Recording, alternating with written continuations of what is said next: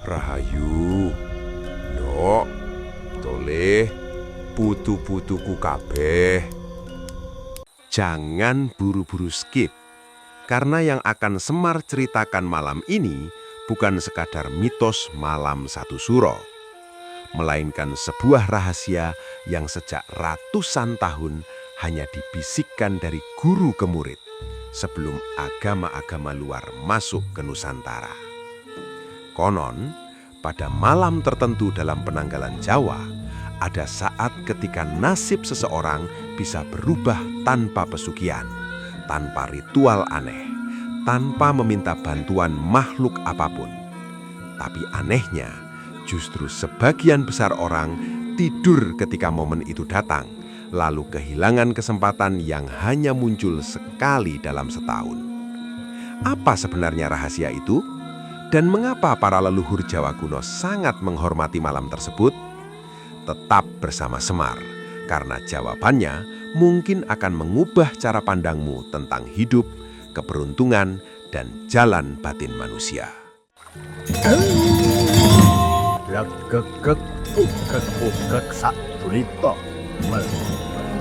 Semar Jawa, tontonan, tuntunan, tatanan, Rahayu. Rahasia malam satu suro yang sebenarnya menurut ilmu Jawa kuno tanpa pengaruh agama manapun yang jarang diceritakan. Malam yang disalahpahami. Rahayu. Ndok toleh, putu-putuku kabeh. Malam ini Semar ingin mengajak kalian berjalan pelan. Tidak usah lari, tidak usah membawa keyakinan apapun, tidak usah membawa ketakutan yang diwariskan dari mulut ke mulut. Karena ada satu malam yang sejak lama sering diselimuti cerita yang macem-macem. Ada yang bilang malam angker, ada yang bilang malam setan keluar, ada yang bilang malam mencari pesugihan. Ada pula yang sengaja mengunci pintu rumah karena takut hal-hal yang tidak terlihat. Lucunya manusia itu kadang lebih takut pada bayangan daripada pada pikirannya sendiri. Padahal pikiran yang kusut jauh lebih berbahaya daripada suara-suara misterius di luar jendela. Malam yang Semar maksud adalah malam satu suro. Malam yang bagi sebagian orang dianggap sakral. Malam yang bagi sebagian orang dianggap menyeramkan. Namun jauh sebelum berbagai kepercayaan dan ajaran dari luar masuk ke tanah Jawa, leluhur kita ternyata memiliki cara pandang yang berbeda. Mereka tidak memandang malam ini sebagai malam ketakutan. Mereka memandangnya sebagai malam penyelarasan. Malam ketika manusia berhenti sebentar dari hiruk-pikuk kehidupan. Malam ketika alam sedang berbicara dengan suara yang sangat pelan. Saking pelannya, hanya orang yang mau diam yang bisa mendengarnya. Putu-putuku kabeh, coba lihat kehidupan zaman sekarang. Orang bangun tidur langsung melihat ponsel. Belum membuka mata sepenuhnya sudah membuka notifikasi. Belum berbicara dengan dirinya sendiri, sudah berbicara dengan seluruh dunia. Akibatnya apa? Banyak orang yang terlihat tertawa, tetapi hatinya lelah. Banyak orang yang terlihat sukses, tetapi batinnya kosong. Banyak orang yang memiliki ribuan pengikut, tetapi tidak mengenal dirinya sendiri. Semar pernah mendengar kisah seorang pemuda di Surabaya. Usianya belum 30 tahun. Pekerjaannya bagus, gajinya tinggi, motornya mahal, telepon genggamnya lebih pintar daripada pemiliknya. Tapi setiap malam ia merasa gelisah, tidak tahu apa yang dicari, tidak tahu mengapa hidup terasa berat. Dokter mengatakan tubuhnya sehat, tetapi pikirannya seperti tidak pernah pulang. Lalu suatu malam menjelang satu suro, ia memilih mematikan seluruh perangkat elektronik.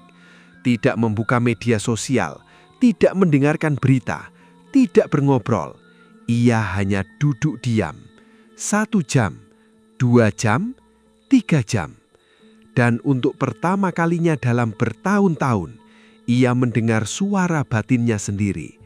Bukan suara orang lain, bukan suara algoritma, bukan suara pasar, bukan suara ketakutan, melainkan suara dirinya sendiri. Dan dari situlah perjalanannya berubah. Nah, disinilah ilmu Jawa kuno mulai berbicara. Menurut para leluhur, manusia bukan hanya tubuh, bukan hanya pikiran, bukan hanya perasaan.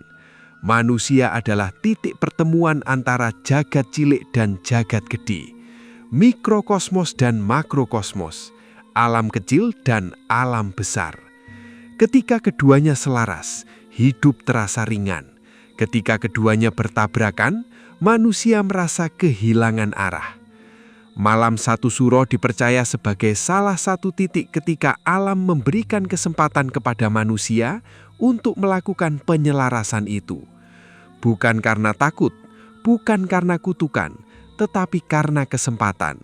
Kesempatan untuk pulang kepada diri sendiri. Gerhana batin dan keheningan alam. Dok, Toleh, pernahkah kalian masuk ke hutan yang sangat sunyi? Bukan sunyi karena tidak ada suara, tetapi sunyi karena alam sedang diam. Burung tidak banyak bernyanyi, angin bergerak perlahan, udara terasa berbeda. Para leluhur Jawa menyebut keadaan seperti itu sebagai pepetan alam, keheningan semesta. Menurut kosmologi Jawa kuno, malam Satu Suro adalah saat ketika alam mengalami perubahan ritme yang sangat halus. Bukan sesuatu yang mudah dilihat mata, melainkan sesuatu yang lebih mudah dirasakan. Leluhur menyebutnya sebagai gerhana batin, gerhana kesadaran. Bukan gerhana matahari, bukan gerhana bulan, tetapi gerhana yang terjadi di dalam diri manusia. Karena ketika alam melambat, pikiran manusia yang biasanya berisik menjadi lebih terdengar. Banyak orang kuat menghadapi macan, tetapi tidak kuat menghadapi kesunyian. Padahal kesunyian seringkali hanya memperlihatkan apa yang selama ini kita sembunyikan. Dalam ilmu psikologi modern, ada istilah overstimulation. Terlalu banyak rangsangan, terlalu banyak informasi, terlalu banyak suara, terlalu banyak distraksi. Otak manusia akhirnya kelelahan, gelombang pikirannya terus aktif, tubuh istirahat, pikiran tidak. Maka muncullah kecemasan, kegelisahan, kekosongan, bahkan depresi. Leluhur Jawa mungkin tidak mengenal istilah neuroscience, tetapi mereka memahami gejalanya. Mereka tahu bahwa ada saat ketika manusia harus berhenti, harus diam, harus mengurangi kebisingan. Karena kebisingan membuat manusia lupa siapa dirinya. Dalam salah satu pitutur yang sering dikaitkan dengan ajaran Semar, terdapat ungkapan, sepi ing pamrih, rame ing gawe. Artinya, sepi dari kepentingan diri, ramai dalam berkarya. Maknanya sangat dalam. Manusia boleh bekerja keras, boleh berkarya besar, tetapi jangan kehilangan ruang sunyi dalam dirinya. Karena dari ruang sunyi itulah kebijaksanaan lahir. Putu-putuku kabeh, malam Satu Suro sebenarnya mengajarkan satu hal sederhana. Jika dunia terlalu bising, jangan ikut menjadi bising, jadilah tenang. Karena air yang tenang mampu memantulkan bulan. Air yang bergelombang hanya memantulkan kekacauan. Pesan tersembunyi para leluhur. Ndok, Toleh. Sekarang Semar ingin membawamu sedikit lebih jauh. Jauh ke masa ketika tanah Jawa masih dipenuhi hutan-hutan tua. ketika manusia hidup lebih dekat dengan alam, ketika malam tidak diterangi layar, melainkan diterangi bintang. Pada masa itu, leluhur memahami satu hukum sederhana, bahwa segala sesuatu bergerak dalam siklus. Ada musim hujan, ada musim kemarau, ada siang, ada malam, ada lahir, ada mati, ada ramai, ada sunyi, dan malam satu suro dianggap sebagai pintu peralihan, pintu antara yang lama dan yang baru. Bukan sekedar pergantian tanggal, tetapi pergantian kesadaran. Karena itu, banyak laku tirakat dilakukan, bukan untuk mencari kesaktian, bukan untuk memanggil makhluk gaib, melainkan untuk membersihkan diri dari beban-beban yang tidak perlu. Dalam serat Jentini terdapat banyak ajaran tentang pengendalian diri dan perjalanan batin manusia. Pesan yang berulang kali muncul adalah bahwa manusia yang mampu mengenali dirinya sendiri akan lebih mudah mengenali jalan hidupnya. Dan itu masih sangat relevan hari ini, karena masalah terbesar manusia modern bukan kekurangan informasi, tetapi kehilangan arah. Informasi melimpah, kebijaksanaan langka, pengetahuan bertambah, ketenangan berkurang, hubungan semakin banyak, kedekatan semakin sedikit. Maka para leluhur menciptakan malam-malam hening, malam-malam perenungan, malam-malam untuk melihat ke dalam, bukan keluar.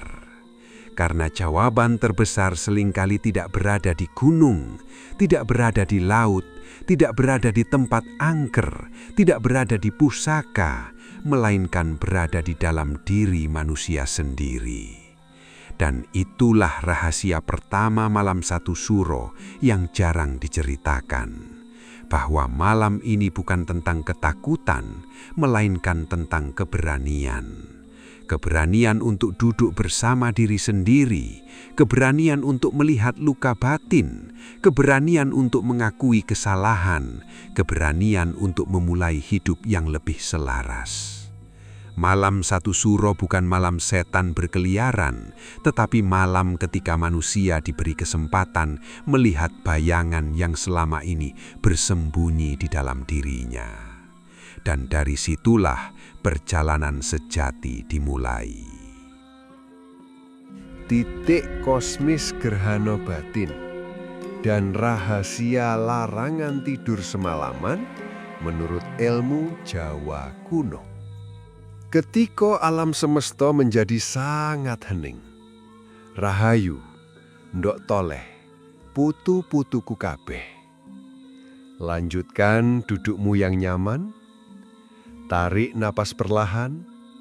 Malam ini, Semar akan mengajak kalian masuk ke salah satu rahasia yang paling jarang dibicarakan.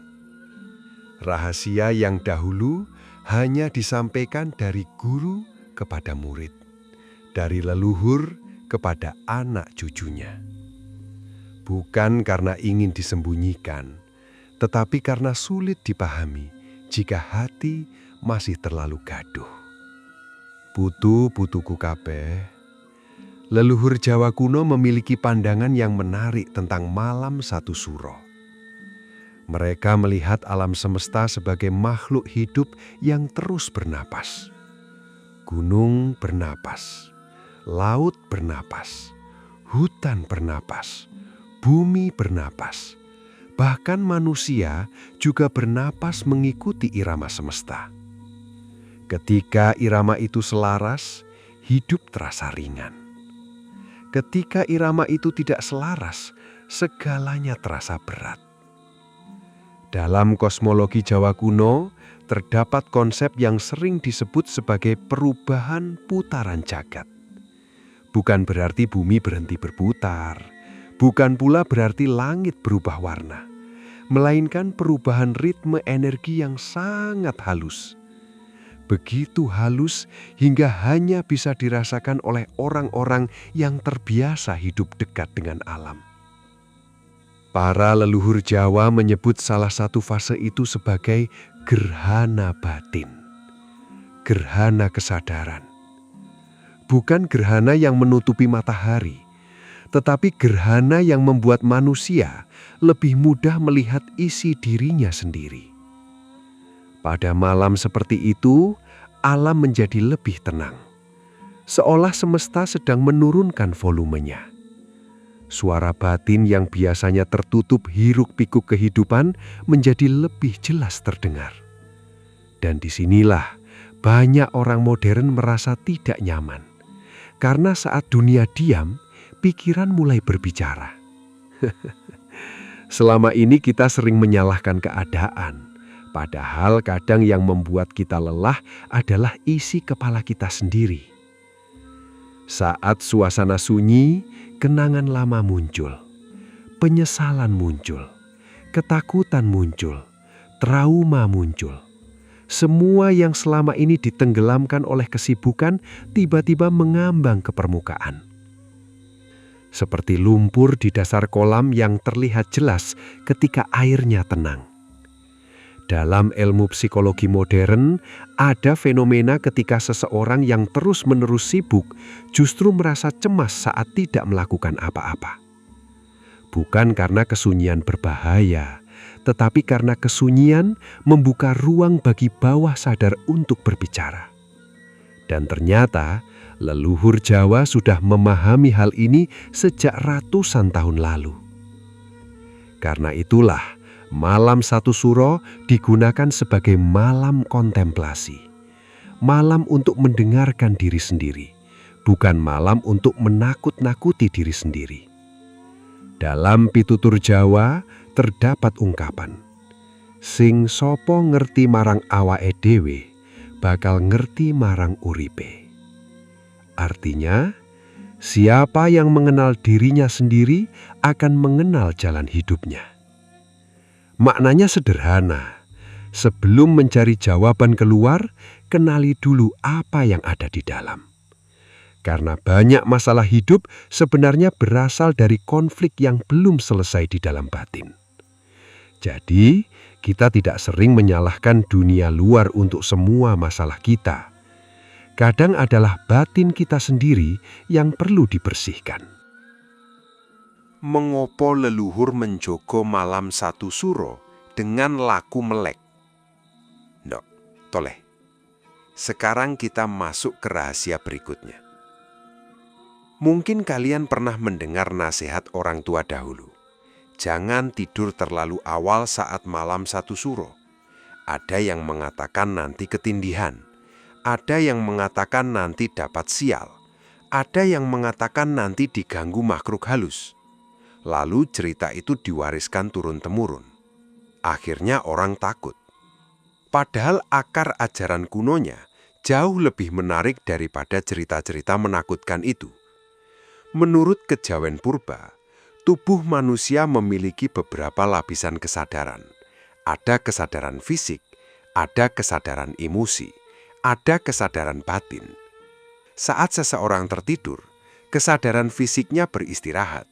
Gelombang otaknya melambat, masuk ke fase-fase tertentu.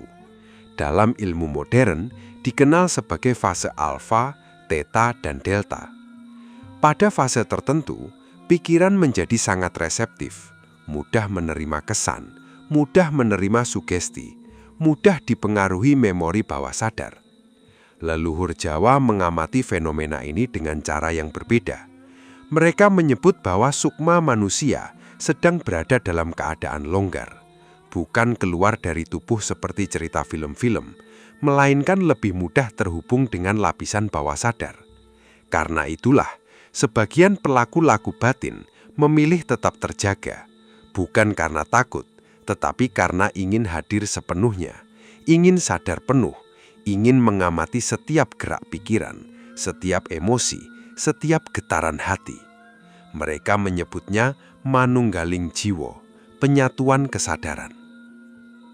Bayangkan begini, Jika sepanjang tahun pikiran kita seperti kuda liar yang berlari kemana-mana, maka malam satu suro adalah saat kita memegang kembali tali kekangnya.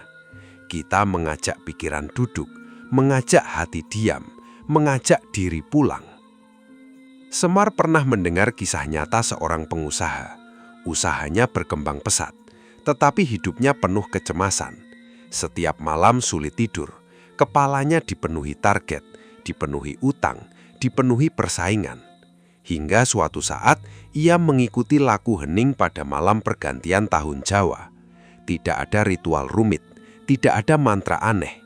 Ia hanya duduk diam, mematikan lampu, mematikan telepon, mengamati napas, mengamati pikirannya sendiri.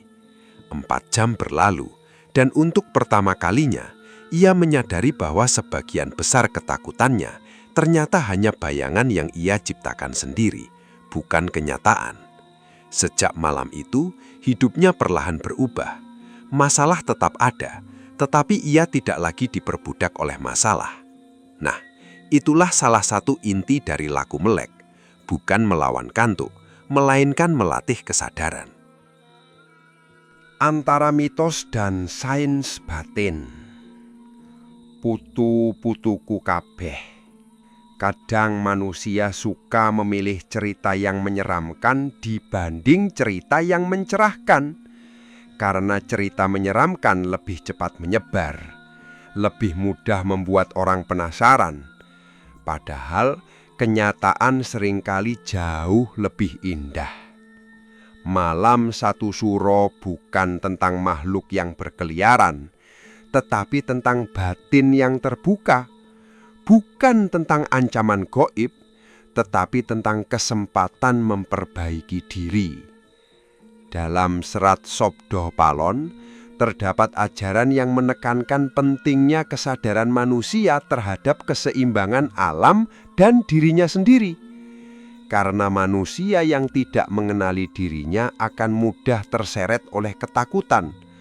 Sedangkan manusia yang mengenali dirinya akan lebih mudah menemukan ketenangan. Ada satu pitutur Jawa yang sangat dalam. Menang tanpa ngasorake, sugih tanpa bondo, digdaya tanpa aji. Artinya, menang tanpa merendahkan, kaya tanpa harta, sakti tanpa kesaktian. Makna filosofisnya luar biasa.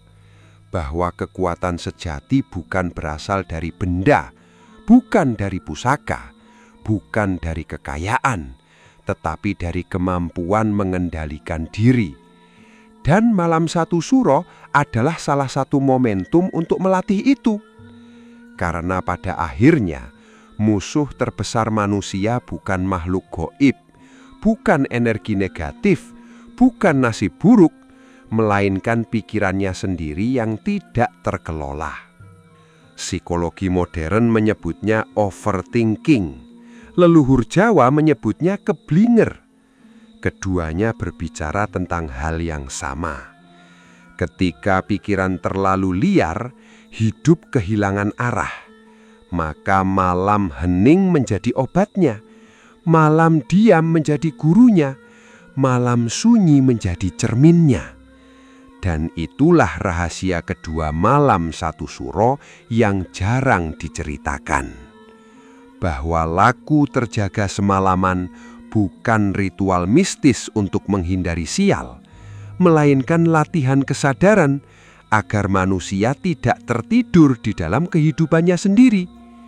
Karena banyak orang matanya terbuka, tetapi jiwanya tertidur. Dan banyak orang yang jiwanya terbangun walau duduk diam dalam keheningan. Rahasia Topo Bisu, kekuatan ucapan, dan mengapa leluhur Jawa memilih diam pada malam satu suro. Diam yang tidak pernah benar-benar diam. Rahayu, ndok toleh putu-putuku kabeh. Setelah memahami mengapa para leluhur memilih melek dan menjaga kesadaran pada malam satu suro, Kini Semar akan mengajak kalian memasuki laku yang sering disalahpahami. Namanya sederhana, topo bisu, diam. Hanya itu, tetapi justru karena terlihat sederhana, banyak orang menganggapnya tidak penting. Padahal, diam adalah salah satu ilmu paling sulit yang pernah dipelajari manusia. Hehehe. Coba saja kalian buktikan. 5 menit tidak berbicara mungkin mudah. 10 menit masih kuat. 1 jam mulai gelisah. 2 jam mulai mencari alasan untuk berbicara. Ternyata lidah lebih sulit dikendalikan daripada kuda liar. Karena setiap hari manusia terbiasa mengeluarkan suara, berkomentar, mengeluh, membantah, menyalahkan, membanggakan diri, membicarakan orang lain, bahkan kadang berbicara bukan karena perlu, melainkan karena takut sepi. Padahal, dalam pandangan Jawa kuno, diam bukan berarti kosong. Diam justru membuat kita mendengar lebih banyak, mendengar suara angin, mendengar suara tubuh, mendengar suara hati, dan yang paling penting, mendengar suara pikiran yang selama ini tidak pernah berhenti bekerja. Putu-putuku kabeh, leluhur Jawa memahami bahwa kata-kata memiliki daya. Mereka menyebutnya sabdo. Sabdo bukan sekedar bunyi, sabdo adalah getaran. Karena setiap kata yang keluar membawa niat, membawa emosi, membawa energi, membawa arah. Hari ini ilmu modern pun mulai memahami bahwa kata-kata mempengaruhi kondisi psikologis manusia. Orang yang terus-menerus mendengar kata negatif akan mengalami perubahan suasana hati. Orang yang terus-menerus menerima penghinaan dapat mengalami luka batin. Orang yang terus-menerus mendengar harapan positif lebih mudah membangun kepercayaan diri. Jadi, meski bahasanya berbeda, ilmu modern dan ilmu leluhur sedang menunjuk pada kenyataan yang sama, bahwa ucapan bukan hal sepele. Dalam tradisi Jawa dikenal pitutur, ajining diri saka lati. Artinya, harga diri seseorang terlihat dari lidahnya. Makna filosofisnya sangat dalam, karena apa yang keluar dari mulut seringkali memperlihatkan isi batin seseorang. Maka, saat malam satu suro tiba, para leluhur memilih diam, bukan karena tidak memiliki sesuatu untuk dikatakan, tetapi karena ingin membersihkan sumber dari semua ucapan, yaitu hati. Ketika kata menjadi kenyataan. Dok, toleh. Sekarang Semar akan menceritakan sesuatu yang menarik. Dalam sebagian ajaran Jawa kuno, terdapat istilah yang terdengar misterius. Idune geni, ludah api. Tentu ini bukan ludah yang benar-benar mengeluarkan api seperti naga dalam dongeng. Kalau begitu, warung sate sudah kalah jauh. Makna sesungguhnya jauh lebih halus. Idune geni adalah gambaran bahwa ucapan manusia dapat menjadi api yang membakar kehidupannya sendiri. Pernahkah kalian bertemu orang yang setiap hari berkata, "Aku gagal, aku tidak mampu, hidupku selalu sial, tidak ada yang berhasil." Lama-kelamaan, pikiran bawah sadarnya mempercayai ucapan itu. Perilakunya mengikuti, keputusannya mengikuti, nasibnya pun perlahan mengikuti. Dalam psikologi modern, dikenal sebagai self-fulfilling prophecy, ramalan yang diciptakan sendiri. Apa yang terus dipercaya akhirnya memengaruhi kenyataan. Nah, Leluhur Jawa memahami fenomena itu dengan bahasa yang berbeda. Mereka mengajarkan agar manusia menjaga kata-kata, terutama pada malam-malam hening seperti 1 Suro. Karena pada saat batin menjadi lebih sensitif, setiap niat menjadi lebih terasa, setiap emosi menjadi lebih kuat, setiap kata lebih mudah menancap ke alam bawah sadar. Maka daripada berbicara sembarangan, mereka memilih diam. Daripada mengeluh, mereka memilih mengamati. Daripada menyalahkan nasib, mereka memilih berbenah diri. Semar teringat kisah seorang ibu yang pernah ditemui dalam sebuah perjalanan. Bukan perempuan sakti, bukan orang terkenal, hanya pedagang kecil di pasar.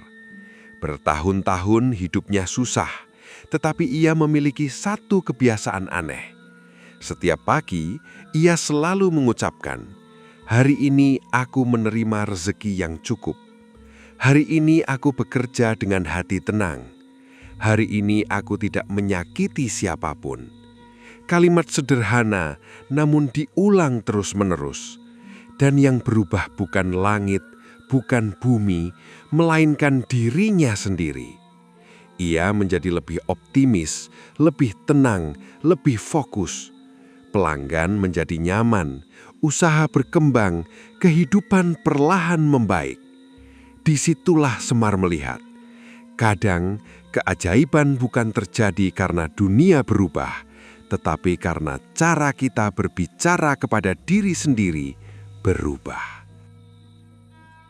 Topo bisu sebagai terapi batin modern. Putu-putuku kabeh. Jika para leluhur hidup pada zaman sekarang, mungkin mereka akan tersenyum melihat media sosial. Karena di sana, semua orang sedang berlomba berbicara. Semua ingin didengar, semua ingin berkomentar, semua ingin menang, tetapi sedikit yang mau mendengar. Kadang 1 orang marah, 1000 orang ikut marah, padahal belum tentu tahu persoalannya. Lalu hati menjadi panas, pikiran menjadi keruh, energi habis untuk pertengkaran yang tidak mengubah apa-apa. Karena itulah, topo bisu justru semakin relevan hari ini. Bukan berarti harus masuk hutan, bukan berarti harus bertapa di gua. Tidak. Sesederhana memberi ruang hening untuk diri sendiri. 1 jam tanpa komentar, 1 jam tanpa notifikasi, 1 jam tanpa perdebatan, 1 jam tanpa membicarakan orang lain. Duduk, bernapas, mengamati, mendengar. Dalam penelitian modern, praktek hening dan meditasi terbukti membantu menurunkan stres, memperbaiki fokus, dan membantu regulasi emosi. Sedangkan leluhur Jawa telah melakukannya jauh sebelum istilah mindfulness dikenal. Karena mereka tahu, pikiran yang tenang menghasilkan keputusan yang lebih baik. Hati yang tenang menghasilkan hidup yang lebih ringan. Dalam salah satu pitutur yang sering dikaitkan dengan ajaran kebijaksanaan Jawa, terdapat ungkapan, "Menep ing ati, madangi urip." Artinya, hening di hati, menerangi kehidupan. Maknanya sederhana. Ketika batin tenang, segalanya terlihat lebih jelas. Masalah yang tampak besar menjadi lebih mudah dipahami. Ketakutan yang tampak menakutkan menjadi lebih mudah dihadapi. Dan jalan hidup yang tampak gelap perlahan menemukan cahayanya. Maka rahasia topo bisu pada malam 1 Suro bukanlah ritual mistis yang menakutkan, melainkan teknologi batin kuno. Cara para leluhur membersihkan pikiran, menghemat energi hidup, menata ulang kesadaran, dan mempersiapkan diri memasuki siklus kehidupan yang baru. Karena tidak semua masalah harus dijawab dengan kata-kata. Ada masalah yang hanya bisa dijawab oleh keheningan. Ada luka yang hanya bisa disembuhkan oleh kesadaran. Dan ada kebijaksanaan yang hanya datang ketika manusia berhenti berbicara, lalu mulai mendengarkan. Mendengarkan alam, mendengarkan hidup, dan yang paling penting, mendengarkan dirinya sendiri. Hakikat kumbah gaman, rahasia keris sebagai penyimpan energi, dan pembubaran sengkala menurut ilmu Jawa kuno. Kumbah gaman bukan menyembah keris. Rohayu, ndok toleh, putu-putuku kabeh. Setiap kali malam satu suro datang, biasanya ada satu pemandangan yang sering membuat orang luar Jawa bertanya-tanya. Mengapa keris dimandikan? Mengapa pusaka dibersihkan? Mengapa ada bunga? Mengapa ada air? Mengapa dilakukan pada malam tertentu? Lalu muncullah berbagai cerita. Ada yang mengatakan itu penyembahan benda, ada yang mengatakan itu mencari kesaktian, ada yang mengatakan itu praktek mistis. Padahal, jika ditelusuri lebih dalam, makna aslinya jauh lebih sederhana sekaligus lebih dalam. Leluhur Jawa kuno memahami bahwa setiap benda menyimpan sejarah. Setiap benda menyimpan jejak perjalanan. Setiap benda menyimpan kenangan. Hari ini, ilmu modern mengenalnya sebagai keterikatan psikologis terhadap objek. Sebuah benda bisa mengingatkan seseorang pada pengalaman tertentu. Sebuah foto bisa membangkitkan emosi. Sebuah rumah tua bisa memunculkan kenangan masa kecil. Begitu pula pusaka. Namun, bagi leluhur Jawa kuno, pusaka bukan sekedar logam. Pusaka adalah simbol perjalanan hidup. Keris bukan untuk disembah, melainkan untuk diingat maknanya. Karena keris dahulu adalah lambang tanggung jawab, lambang kehormatan, lambang pengendalian diri, bukan alat pamer, bukan alat menakut-nakuti. Dalam berbagai kisah Jawa lama, seorang kesatria yang membawa keris justru dituntut memiliki pengendalian diri yang tinggi. Karena senjata yang paling berbahaya bukan berada di tangan, melainkan berada di dalam hati. Maka, ketika malam satu suro tiba, keris dibersihkan. Bukan karena keris lapar sesaji. Kalau keris bisa lapar, warung pecel pasti sudah penuh pelanggan dari dunia pusaka. Yang dibersihkan sesungguhnya adalah pengingat bagi pemiliknya, bahwa selama setahun ia telah melalui banyak hal. Banyak emosi, banyak kemarahan, banyak ketakutan, banyak luka. Dan kini saatnya membersihkan semuanya. Dalam filsafat Jawa kuno, membersihkan pusaka adalah simbol membersihkan diri. Karena benda hanyalah cermin. Yang utama tetap manusianya. Air, bunga, dan rahasia memori batin.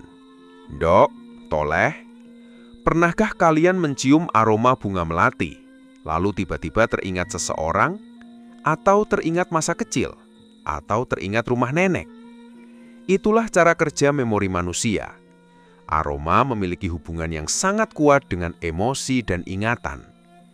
Leluhur Jawa mungkin tidak mengenal istilah neurologi, tetapi mereka memahami dampaknya. Karena itu, dalam ritual kumbah gaman sering digunakan air, bunga, dan wewangian alami. Bukan semata-mata untuk hal gaib, melainkan untuk menciptakan suasana batin tertentu. Ketika seseorang mencuci pusaka dengan penuh kesadaran, pikirannya melambat, Nafasnya menjadi lebih tenang, perhatiannya menjadi fokus, dan pada saat itulah proses refleksi terjadi. Hari ini, para ahli psikologi menyebut keadaan seperti itu sebagai mindful awareness, kesadaran penuh, hadir sepenuhnya pada apa yang sedang dilakukan. Leluhur Jawa sudah melakukannya jauh sebelum istilah itu lahir, karena mereka memahami satu hal, bahwa manusia yang kehilangan kesadaran mudah terseret kehidupan, sedangkan manusia yang sadar mampu mengarahkan hidupnya. Dalam Serat Centini, terdapat banyak ajaran tentang laku pengendalian diri dan kesadaran terhadap perjalanan hidup. Bukan sekedar mengejar dunia luar, tetapi juga merawat dunia dalam. Maka air dalam kumbah gaman menjadi simbol pembersihan. Bunga menjadi simbol keharuman budi. Wewangian menjadi simbol kejernihan pikiran. Sedangkan pusaka menjadi simbol diri manusia. Putu-putuku kabeh, masalahnya hari ini banyak orang rajin mencuci kendaraan, rajin mencuci rumah, rajin membersihkan halaman, tetapi lupa membersihkan isi kepalanya. Dendam dibiarkan menumpuk, iri hati dipelihara, kemarahan dipupuk, luka lama disimpan bertahun-tahun, lalu bertanya mengapa hidup terasa berat. Padahal mungkin yang perlu dibersihkan bukan lemari, melainkan batin. Pembubaran Sengkala lan Factory Riset Jiwa, Ndok Toleh. Sekarang kita sampai pada rahasia yang paling menarik, yaitu pembubaran Sengkala. Apa itu Sengkala? Dalam pemahaman Jawa kuno, Sengkala bukan sekedar nasib buruk, bukan pula kutukan yang tiba-tiba jatuh dari langit. Sengkala adalah akumulasi ketidakseimbangan, tumpukan emosi yang tidak selesai, trauma yang tidak dipahami, amarah yang tidak dilepaskan, rasa bersalah yang dipendam, ketakutan yang terus dipelihara. Semua itu menempel dalam kehidupan manusia seperti debu yang menempel pada pakaian, sedikit demi sedikit, hari demi hari, tahun demi tahun, sampai akhirnya terasa berat. Leluhur Jawa percaya bahwa malam satu suro adalah momentum untuk membersihkan debu-debu itu. Bukan karena malam tersebut memiliki sihir tertentu, melainkan karena manusia diberi kesempatan untuk berhenti dan melihat dirinya sendiri. Dalam salah satu pitutur Jawa, terdapat ungkapan ngresiki ati luwih angel tinimbang ngresiki omah. Artinya, membersihkan hati lebih sulit daripada membersihkan rumah. Maknanya sangat relevan hingga hari ini, karena membersihkan rumah cukup dengan sapu. Membersihkan hati membutuhkan kejujuran, dan kejujuran kepada diri sendiri seringkali merupakan pekerjaan paling berat. Semar pernah mendengar kisah seorang bapak yang bertahun-tahun menyimpan kemarahan kepada saudaranya. Puluhan tahun tidak saling berbicara, puluhan tahun membawa luka. Setiap mengingat saudaranya, dadanya panas, tidurnya tidak nyenyak, pikirannya tidak tenang.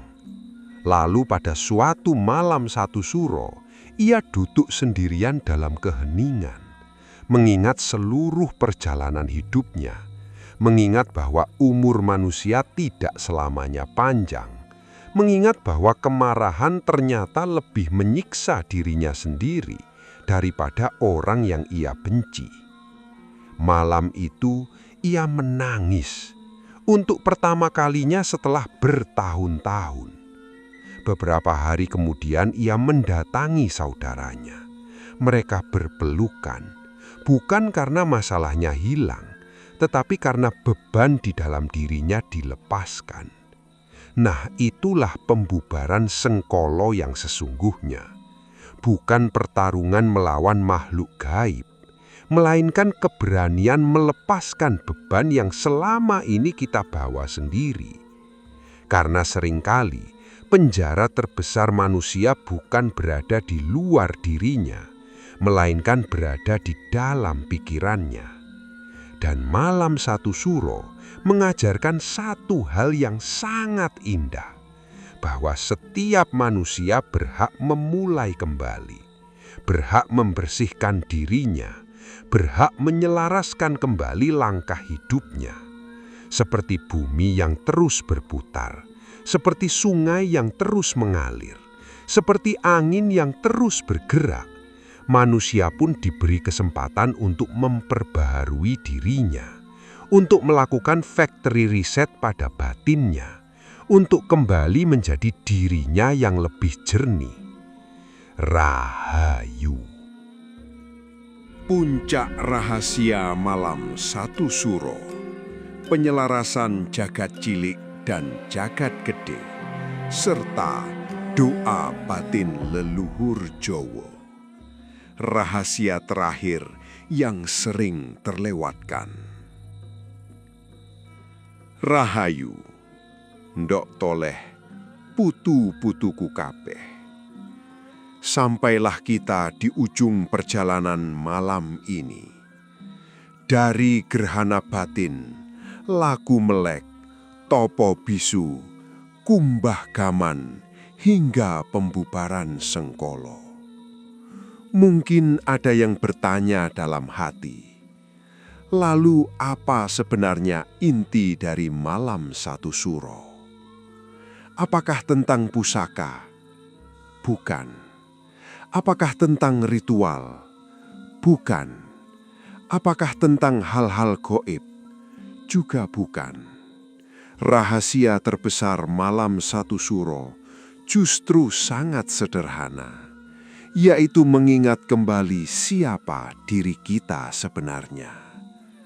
Karena manusia modern terlalu sibuk menjadi banyak hal, menjadi pekerja, menjadi pebisnis, menjadi orang tua, menjadi pasangan, menjadi pemimpin, menjadi pengikut, menjadi seseorang yang diharapkan orang lain, sampai lupa menjadi dirinya sendiri.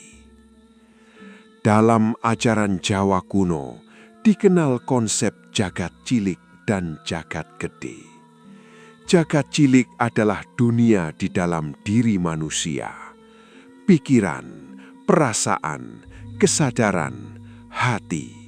Sedangkan jagat gede adalah alam semesta, langit, bumi, air, angin, dan seluruh kehidupan. Leluhur percaya, ketika jagat cilik selaras dengan jagat gede, maka hidup menjadi lebih ringan. Bukan berarti tidak ada masalah, tetapi manusia tidak lagi melawan arus kehidupan. Hari ini, ilmu modern menemukan bahwa manusia yang memiliki keseimbangan emosi, tujuan hidup yang jelas, serta hubungan yang baik dengan lingkungannya, cenderung lebih sehat secara mental maupun fisik. Bahasanya berbeda, tetapi intinya sama: keseimbangan, harmoni, keselarasan. Dalam karya tua Jawa yang sering dikaitkan dengan ajaran kebijaksanaan leluhur, terdapat ungkapan, memayu hayuning bawana. Artinya, memperindah dan menjaga keindahan dunia. Makna filosofisnya bukan hanya menjaga alam, tetapi juga menjaga kualitas batin. Karena dunia yang damai berawal dari manusia yang damai. Dunia yang kacau seringkali berawal dari batin yang kacau. Maka malam 1 Suro sejatinya adalah malam untuk memperbaiki pusat kendali kehidupan, yaitu diri kita sendiri. Ritual tirakat modern untuk kehidupan masa kini. Ndok toleh. Semar tahu, tidak semua orang bisa bertapa di gunung. Tidak semua orang bisa semedi di hutan. Tidak semua orang memiliki pusaka. Tidak semua orang memahami ritual kuno. Dan itu tidak masalah. Karena inti ilmu Jawa kuno bukan pada kerumitannya, melainkan pada kesadarannya. Jika kalian ingin menjalani laku malam satu suro secara sederhana, maka lakukanlah seperti ini. Menjelang tengah malam, matikan televisi, matikan media sosial, matikan kebisingan. Duduklah dengan tenang, tarik nafas perlahan, lepaskan nafas perlahan. Biarkan pikiran mengalir tanpa dilawan. Lalu tanyakan kepada diri sendiri, apa yang selama ini membuatku gelisah? Apa yang selama ini aku kejar?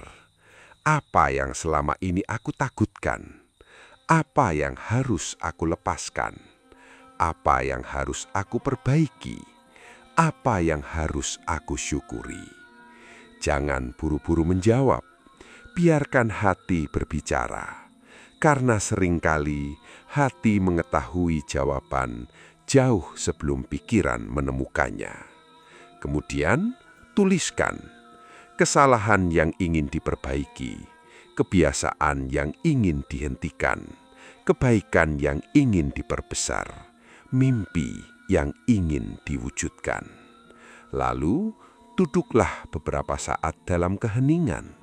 Tidak perlu mantra, tidak perlu sesaji, tidak perlu mencari keajaiban.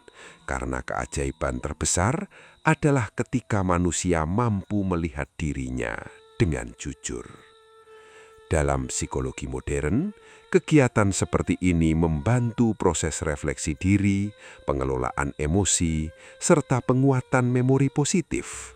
Sedangkan leluhur Jawa menyebutnya tihakat. Bahasa berbeda, tujuan sama, yaitu membangunkan kesadaran.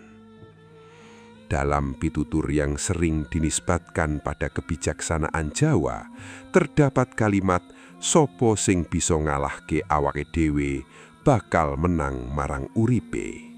Artinya, siapa yang mampu menaklukkan dirinya sendiri akan memenangkan hidupnya. Dan sesungguhnya, musuh terbesar manusia bukan dunia, melainkan dirinya sendiri yang belum dikenalnya. Doa batin leluhur Jawa. Ndok toleh putu-putuku kabeh. Sebelum Semar pamit, mari kita hening sejenak. Pejamkan mata jika berkenan. Luruskan niat, tenangkan hati. Rasakan nafas yang masih keluar masuk. Rasakan kehidupan yang masih mengalir di dalam tubuh. Karena itu semua adalah anugerah yang sering kita lupakan. Dan kini, biarkan Semar menutup perjalanan malam ini dengan pitutur batin leluhur. Urip iku mampir ngombe. Hidup hanyalah singgah untuk minum. Maka jangan terlalu sombong ketika berada di atas. Jangan terlalu putus asa ketika berada di bawah. Karena semuanya sedang lewat. Ngudi kasampurnan ora kanthi kagungan, nanging kanthi kasadaran. Kesempurnaan tidak dicapai dengan memiliki banyak hal, tetapi dengan memiliki kesadaran. Maka pada malam satu suro ini, lepaskan yang memberatkan, maafkan yang menyakitkan, terimalah yang tidak dapat diubah. Perbaikilah yang masih bisa diperbaiki. Bukalah ruang bagi ketenangan. Bukalah ruang bagi kebijaksanaan. Bukalah ruang bagi cahaya kesadaran. Terjadilah kejernihan dalam pikiran. Terjadilah ketenangan dalam hati. Terjadilah kesehatan dalam raga. Terjadilah keseimbangan dalam kehidupan. Terjadilah keberanian untuk menghadapi kenyataan. Terjadilah kebijaksanaan dalam setiap keputusan. Terjadilah kasih sayang dalam setiap langkah. Terjadilah rizki yang baik, halal dan membawa keberkahan. terjadilah keselamatan lahir dan batin, terjadilah keharmonisan antara jagat cilik lan jagat gede. Terjadilah kemuliaan budi, terjadilah terang dalam perjalanan hidup, dan terjadilah manusia yang semakin mengenal dirinya sendiri. Karena ketika manusia mengenal dirinya, ia akan mengenal kehidupannya. Ketika mengenal kehidupannya, ia akan menemukan jalannya. Dan ketika menemukan jalannya, ia akan berjalan dengan damai. Ndok toleh, putu-putuku kabeh. Demikianlah rahasia malam satu suro yang jarang diceritakan. Bukan malam ketakutan, bukan malam kegelapan, melainkan malam untuk pulang. Pulang kepada kesadaran, pulang kepada kebijaksanaan, pulang kepada diri sendiri. Rahayu, rahayu, rahayu. Lan samar mamoring sapa sinok maya winaya wing asepi sumimpen dalang ing kalbu pambukaning warana talen saking liyep layaping aluyup